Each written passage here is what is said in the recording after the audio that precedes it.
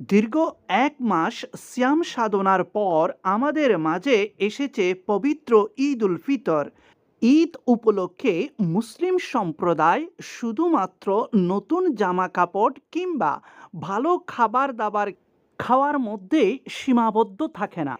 এলাকা সাজসজ্জার দিকটিও গুরুত্ব দেওয়া হয়।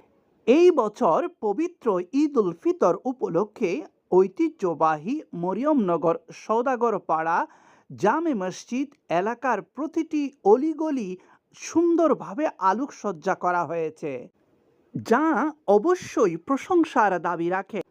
সাথে সাথে সামাজিক ঐক্য, শৃঙ্খলা, সুদৃঢ় ভ্রাতৃত্ববোধ এবং উন্নত রুচির পরিচয় বহন করে।